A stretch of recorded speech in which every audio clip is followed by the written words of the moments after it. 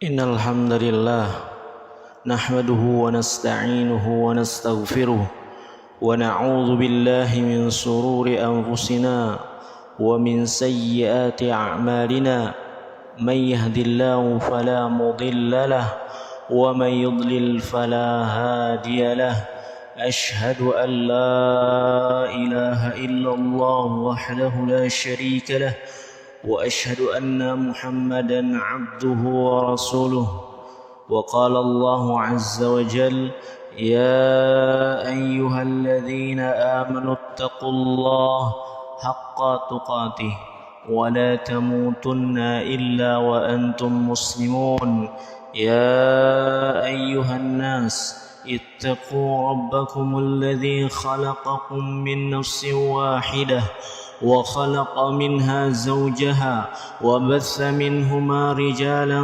كثيرا ونساء واتقوا الله الذي تساءلون به والأرحام إن الله كان عليكم رقيبا يا أيها الذين آمنوا اتقوا الله وقولوا قولا سديدا يصلح لكم أعمالكم ويغفر لكم ذنوبكم ومن يطع الله ورسوله فقد فاز فوزا عظيما أما بعد فإن أصدق الحديث كلام الله وخير الهدي هدي محمد صلى الله عليه وعلى آله وسلم وشر الأمور محدثاتها وكل محدثة بدعة وكل بدعة ضلالة وكل ضلالة في النار. Para jamaah kaum muslimin dan muslimat yang dirahmati oleh Allah Azza wa Jalla, patutlah pada hari ini kita bersyukur kepada Allah Azza wa Jalla atas limpahan rahmat, karunia, nikmat yang begitu banyak yang Allah berikan kepada kita semua, mulai dari nikmat iman, Islam, nikmat kesehatan, nikmat diberikannya panjang umur sehingga kita dapat menjalankan ketaatan kepada Allah, sehingga kita dapat menjalankan ibadah, peribadatan kepada Allah. Kalaulah kita menghitung-hitung nikmat yang Allah berikan kepada kita semua, niscaya kita tidak akan sanggup untuk menghitung nikmat tersebut. Allah tegaskan di dalam Al-Quran, wa in ta'uddu ni'matallah la tuhsuha. Kalau sekiranya kalian menghitung-hitung nikmat Allah, niscaya kalian tidak akan sanggup untuk menghitungnya. Dikarenakan apa? Saking banyaknya Allah berikan nikmat kepada kita semua. Sudah semestinya, sudah seharusnya kita selalu dan selalu bersyukur kepada Allah Azza wa Jalla. Salawat beserta salam tak lupa kita sampaikan kepada suri tauladan kita, kepada Nabi kita yang tercinta, Nabi Muhammad sallallahu alaihi wasallam, yang mana beliau telah menjelaskan kepada umat manusia, yang mana beliau telah menjelaskan kepada kita semua tentang tauhidullah, bagaimana cara kita beribadah kepada Allah, bagaimana cara kita mentauhidkan Allah sehingga kita tidak terjatuh di dalam yang namanya perbuatan syirik, yang mana perbuatan syirik ini merupakan lawan daripada tauhid.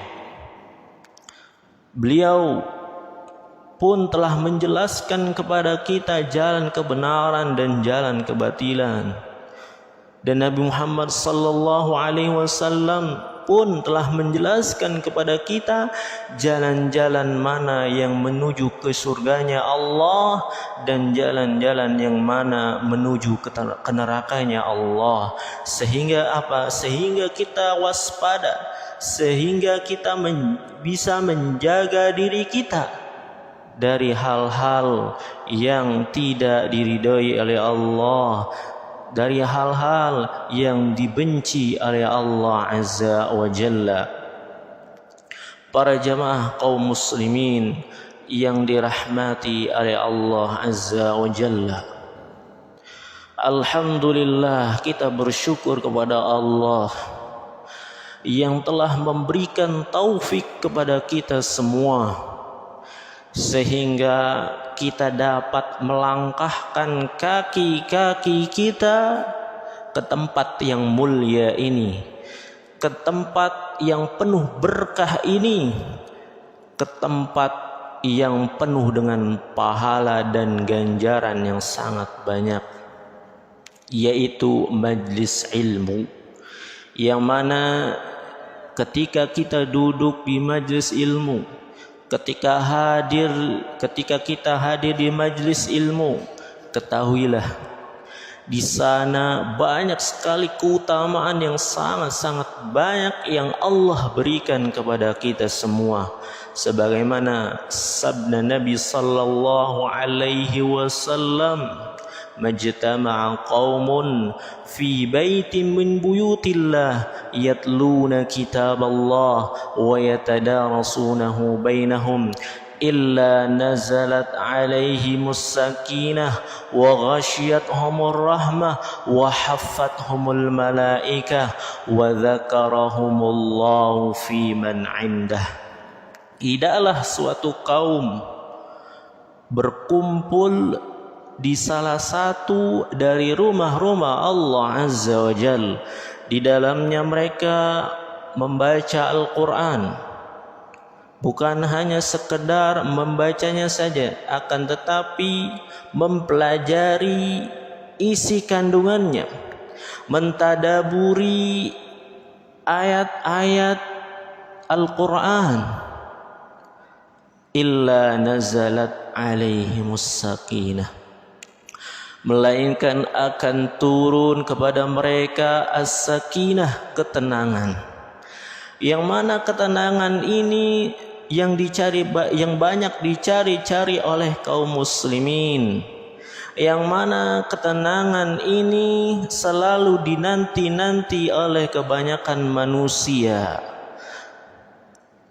Kebanyakan manusia mencari ketenangan dengan hal-hal yang tidak diridhoi oleh Allah. Kebanyakan manusia mencari ketenangan dengan hal-hal yang dibenci oleh Allah Azza wa Jalla. Coba kita perhatikan, coba kita renungkan bahwasanya majlis ilmu, ketika kita duduk di majlis ilmu, maka disinilah terdapat ketenangan yang kita cari-cari, yang kebanyakan manusia cari. Inilah ketenangan yang sejati, inilah ketenangan yang hakiki, yang sebenarnya, yang kebanyakan manusia lalai dan tidak tahu tentang ketenangan yang sesungguhnya, yaitu ketika kita duduk di majlis ilmu, ketika kita berada di majlis ilmu, mempelajari Al-Quran, mempelajari agama, menuntut ilmu syar'i. Apa selanjutnya keutamaan yang kita dapatkan di dalam hadis Nabi sallallahu alaihi wasallam, wa ghasyiyat umur rahmah, dan akan diliputi oleh rahmat Allah Azza wa Jalla, wa haffathumul malaikah, dan akan dikelilingi oleh para malaikat yang mulia lagi taat, wa dzakarahumullahu fi man indah, dan Allah Azza wa Jalla akan menyebut nama-nama mereka di hadapan para malaikat yang mulia lagi taat. Ketika kita nama kita disebut misalnya oleh presiden di hadapan para menteri-menterinya. Presiden mengatakan si fulan orangnya baik, si fulan orangnya suka membantu orang lain, si fulan orangnya dermawan. Kita dipuji, kita disanjung oleh presiden di hadapan para menterinya. Tentunya kita akan merasa tenang, tentunya kita akan merasa senang, tentunya kita akan merasa gembira yang tiada tara ketika nama kita disanjung, ketika nama kita dipuji oleh seorang presiden, oleh seorang kepala negara di hadapan para menterinya. Apalagi ketika nama kita disebut oleh Allah Azza wa Jalla di hadapan para malaikat. Apalagi ketika nama kita disebut oleh Allah yang memberikan rizki kepada kita, Allah raja dari para raja yang lainnya. Tentunya kita lebih merasa bangga lagi, tentunya kita lebih merasa bahagia lagi, tentunya kita lebih merasa senang yang tiada tara, yang tidak bisa diungkapkan oleh kata apapun. Para jamaah kaum muslimin dan muslimat yang dirahmati oleh Allah Azza wa Jalla, itulah beberapa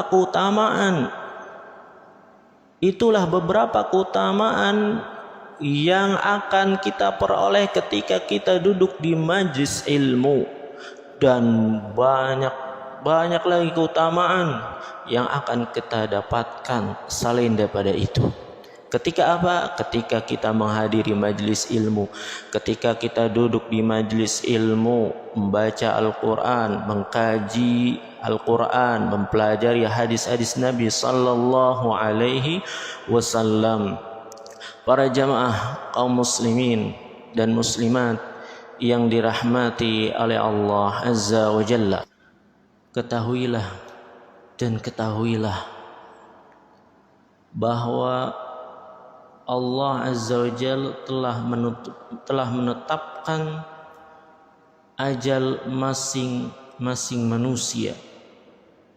Allah telah menetapkan ajal masing-masing manusia di Lauhul Mahfuz 50.000 tahun sebelum Allah menciptakan langit dan bumi. Yang mana ketika ajal seseorang datang, maka ajal tersebut tidak mengenal yang namanya waktu. Ajal tersebut tidak mengenal yang namanya masa. Apabila telah datang, tak seorang pun yang dapat mengakhirkan, tak seorang pun yang dapat mengundurkan ajal tersebut. Allah katakan di dalam Al-Quran, وَلِكُلِّ أُمَّةٍ أَجَلٍ فَإِذَا جَاءَ أَجَلُهُمْ لَا يَسْتَأْخِرُونَ سَاعَةً وَلَا يَسْتَقْدِمُونَ. Pada setiap umat, pada setiap manusia itu ada ajalnya, ada batasan waktunya. Maka apabila telah datang ajal mereka, la yastakhiruna sa'ata wa la yastaqdimun, tidak dapat diakhirkan atau dimundurkan, dan tidak dapat pula dimajukan barang sesaat pun. Itulah ajal manusia, itulah ajal kematian daripada manusia, yang mana kematian tersebut tidak pandang bulu, tidak melihat yang entah itu yang muda maupun yang tua, entah itu anak, entah itu orang tua, entah itu pejabat maupun rakyat jelata, entah itu orang kaya, entah itu orang miskin, semuanya manusia akan mengalami yang namanya kematian. Sebagaimana Allah Subhanahu wa taala tegaskan di dalam Al-Qur'an,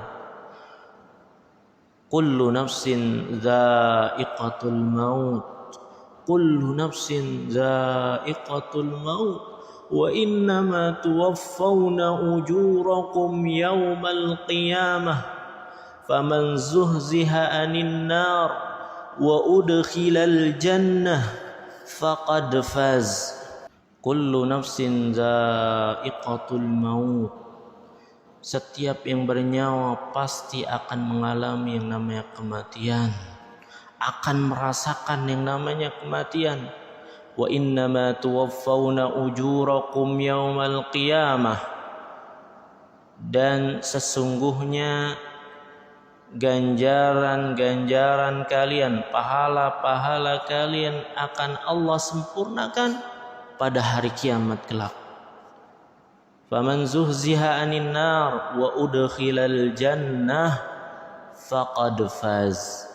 Barang siapa yang dijauhkan dari api neraka dan dimasukkan ke dalam surga, faqad faz, maka sungguh dia telah beruntung, maka sungguh dia telah sukses.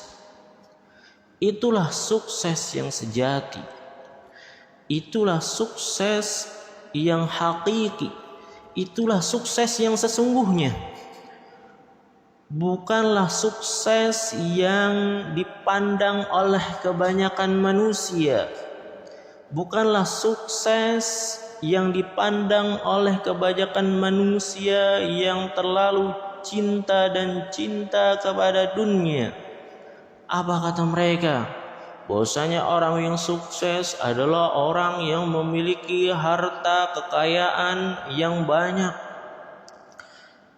Bahwasanya orang yang sukses itu orang-orang yang memiliki pangkat, jabatan, kedudukan yang tinggi.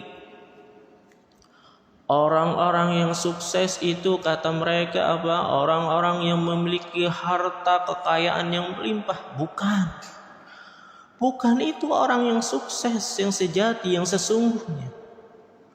Orang yang sukses sejati, orang yang sukses yang sejati, yang sesungguhnya adalah ketika dia dimasukkan ke dalam surga dan dijauhkan dari api neraka oleh Allah Azza wa Jalla. Itulah hakikat sukses yang sebenarnya. Itulah hakikat sukses yang sesungguhnya. Bukanlah sukses yang dipandang kebanyakan oleh manusia pada zaman sekarang ini. Ayat di atas ayat di dalam Al-Quran, surat Ali Imran ayat 185, merupakan ayat yang agung, yang apabila kita baca maka mata kita akan berkaca-kaca. Dan apabila ayat tersebut ketika didengarkan oleh hati, maka hati tersebut akan gemetar dan takut. Dan apabila ayat tersebut dibacakan oleh orang-orang yang lalai akan beribadah kepada Allah, orang-orang yang lalai, orang-orang yang terlalu cinta kepada dunia, niscaya orang-orang tersebut akan ingat dan kembali kepada Allah Azza wa Jalla. Para jamaah kaum muslimin yang dirahmati oleh Allah Azza wa Jalla, ketahuilah para jamaah sekalian, tak mungkin seorang pun lari dari yang namanya kematian. Sehebat apapun, secanggih apapun teknologi yang digunakan, alat yang digunakan, niscaya kematian akan menjumpai diri kalian. Sebagaimana Allah tegaskan di dalam Al-Quran, Qul innal mauta alladhi tafirruna minhu fa innahu mulaqikum. Sesungguhnya kematian yang kamu lari daripadanya, maka sesungguhnya kematian tersebut akan menemui diri kalian. Dan Allah juga tegaskan di dalam ayat yang lain, Aynama takunu yudrikumul maut walau kuntum fi burujim musyayyadah.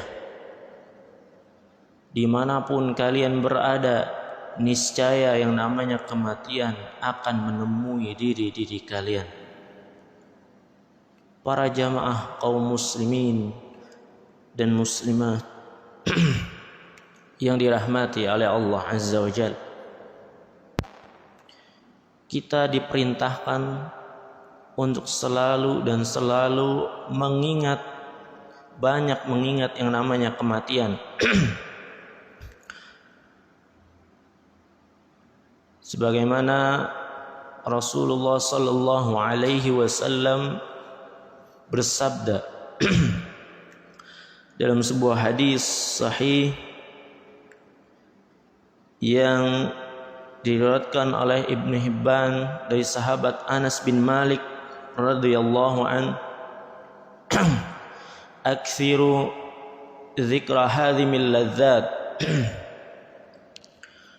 Perbanyaklah oleh kalian mengingat yang namanya hadhimul ladzat, pemutus kelezatan, pemutus nikmat. Apa itu pemutus kelezatan tersebut? Yakni al-maut, yaitu kematian. Ada beberapa faidah ketika kita sering atau banyak mengingat yang namanya kematian, sebagaimana yang dituturkan oleh Al-Imam Ad-Daqqaq rahimahullah. Apa kata Al-Imam Ad-Daqqaq ketika kita banyak ingat kematian? Apa faidah yang kita akan dapat? Yang pertama, ketika kita banyak mengingat kematian adalah ta'jilut taubah. Akan bersegera taubat kepada Allah Subhanahu wa taala. Yang mana taubat ini merupakan perintah Allah Azza wa Jalla kepada kita semua. Allah Subhanahu wa taala berfirman, Ya ayyuhalladzina amanu tubu ilallahi taubatan nasuha. Wahai orang-orang yang beriman, bertaubatlah kalian kepada Allah dengan taubat yang sesungguhnya, dengan taubat yang semurni-murninya. Kita tahu kita sebagai manusia banyak berbuat maksiat kepada Allah, banyak berbuat dosa kepada Allah, banyak lalainya kepada Allah, banyak tertipu dengan kehidupan dunia ini. Sebagaimana Rasulullah sallallahu alaihi wasallam katakan dalam sebuah hadis, kullu bani adam khata' wa khairul khata'in at-tawwabun. Setiap anak Adam, yakni manusia, pasti memiliki dosa, pasti memiliki kesalahan, dan sebaik-baik orang yang memiliki dosa, sebaik-baik orang yang memiliki kesalahan adalah dia bertaubat kepada Allah Azza wa Jalla. Janganlah kita khawatir, janganlah kita takut taubat kita tidak akan diterima oleh Allah Azza wa Jalla. Yakinlah dengan seyakin-yakinnya bahwa taubat kita diterima oleh Allah Azza wa Jalla. Bukankah Allah Al-Ghafur? Dialah Allah yang Maha Pengampun. Allah ingatkan kita semua di dalam Al-Quran, قل يا عبادي الذين أسرفوا على أنفسهم لا تقنطوا من رحمة الله إن الله يغفر الذنوب جميعا إنه هو الغفور الرحيم. Katakanlah, wahai hamba-hambaku yang melampaui batas, yang kebanyakan dosa pada diri-diri mereka, la taqanatu mir rahmatillah, janganlah kalian berputus asa dari rahmat Allah, janganlah kalian berputus asa dari kasih sayang Allah. Innallaha yaghfiruz dzunuba jami'a, sesungguhnya Allah akan mengampuni seluruh dosa kalian. Innahu huwal ghafurur rahim, dialah Allah yang maha pengampun lagi maha penyayang. Para jamaah kaum muslimin yang dirahmati oleh Allah Azza wa Jalla, faidah yang selanjutnya ketika kita banyak mengingat kematian adalah qana'atul qalb, hati yang merasa qanaah, hati yang merasa cukup akan pemberian dari Allah Azza wa Jalla, hati yang ridha atas keputusan dari Allah Azza wa Jalla. Dia tidak mengeluh dan tidak menggerutu atas apa-apa yang telah ditetapkan oleh Allah kepada dirinya. Dikarenakan apa? Dikarenakan dia tahu, dia paham, dia ingat bahwasanya dirinya akan mengalami yang namanya kematian. Faidah berikutnya ketika kita banyak ingat kematian adalah kita akan bertambah rajin dan bersemangat di dalam beribadah kepada Allah Azza wa Jalla. Yang tadinya orang yang malas baca Quran, ketika dia ingat mati, ketika dia banyak mengingat kematian, dia akan rajin lagi membaca Al-Quran. Yang tadinya dia malas untuk salat malam, ketika dia ingat kematian, maka dia akan semangat lagi di dalam melaksanakan salat malam. Ketika dia malas untuk bersedekah, enggan untuk bersedekah, enggan untuk berinfak, tidak mau mengeluarkan hartanya di jalan Allah, tidak mau mengeluarkan hartanya di jalan dakwah, ketahuilah ketika dia ingat kematian, maka dia akan rajin, dia akan bersemangat lagi untuk bersedekah, dia akan lebih semangat lagi untuk membantu jalan dakwah, dia akan lebih semangat lagi dalam berinfak di jalan Allah Azza wa Jalla. Itulah beberapa faidah ketika kita ingat yang namanya kematian. Para jamaah kaum muslimin dan muslimat yang dirahmati oleh Allah Azza wa Jalla, cukuplah kematian itu sebagai nasihat. Cukuplah kematian itu sebagai peringatan bagi diri-diri kita yang lalai akan kehidupan akhirat kelak, yang lalai akan beribadah kepada Allah Azza wa Jalla, yang selalu durhaka kepada Allah Azza wa Jalla, yang selalu memaksiati Allah Azza wa Jalla. Ingatlah dan ingatlah,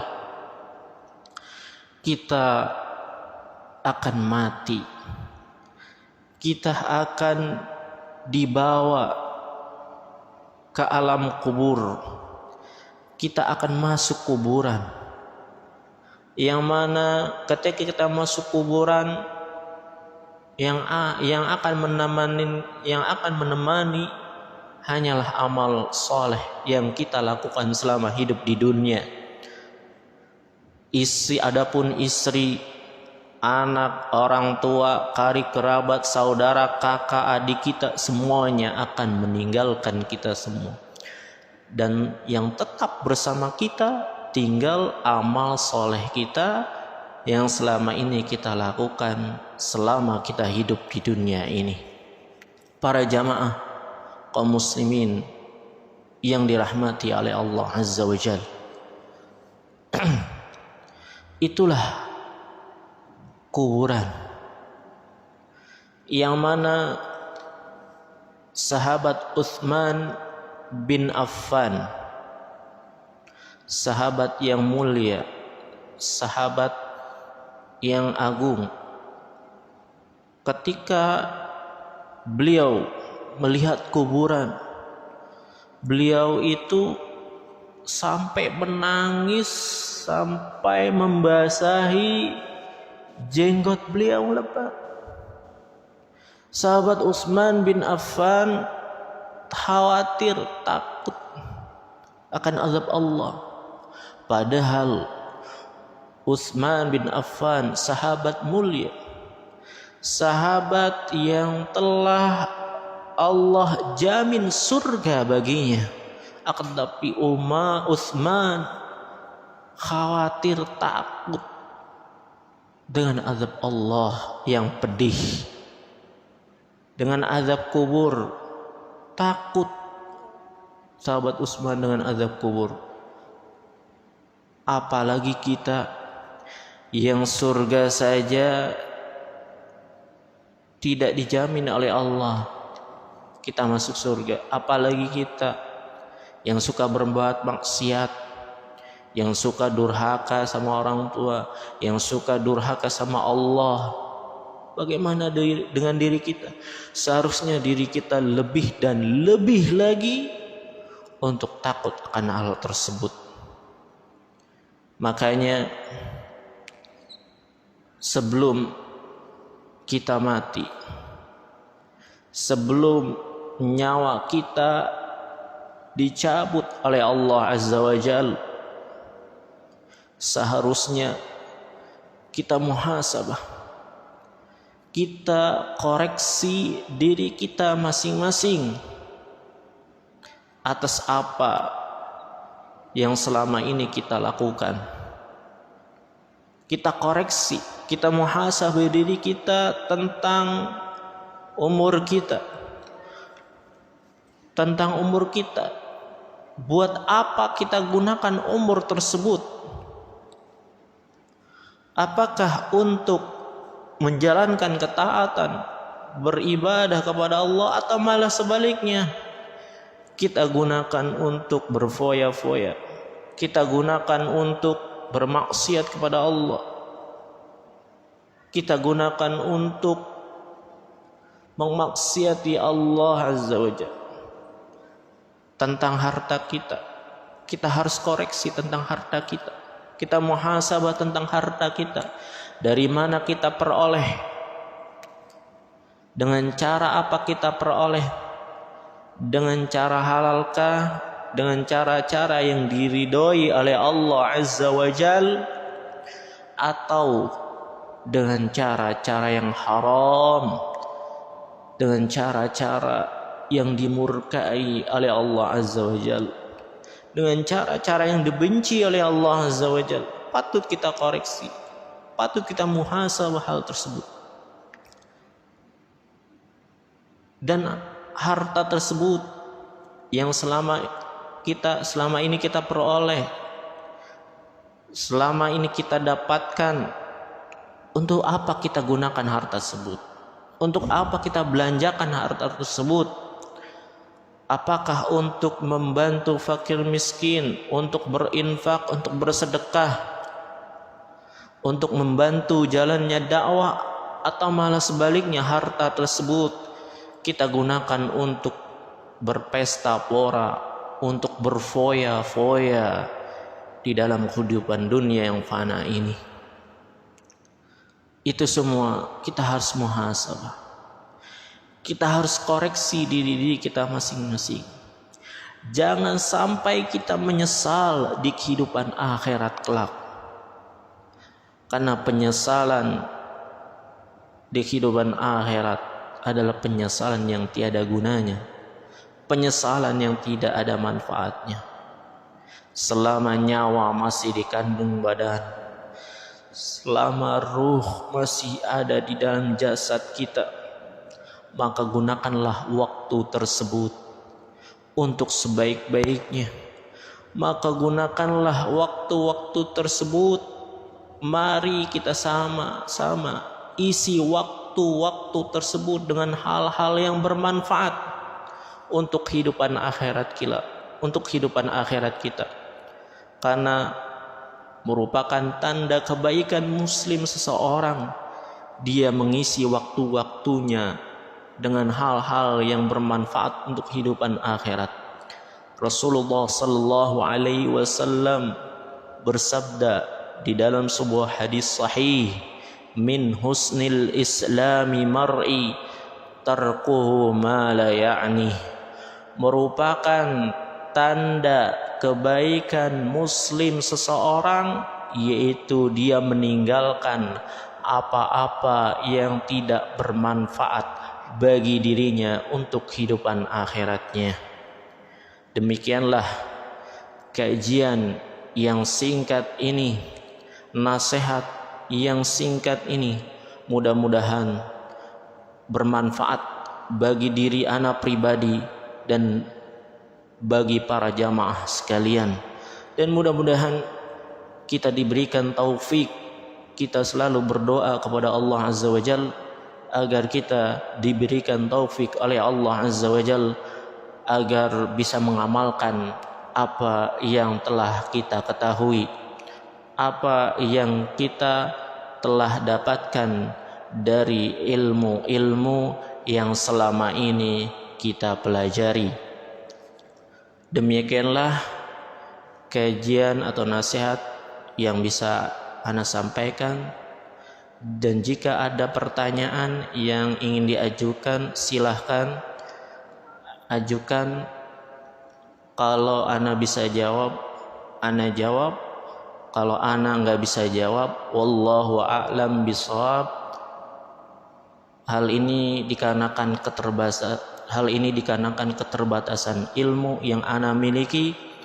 Wa sallallahu ala nabiyyina Muhammadin wa ala alihi wa sahbihi wasallam. Walhamdulillahi rabbil alamin.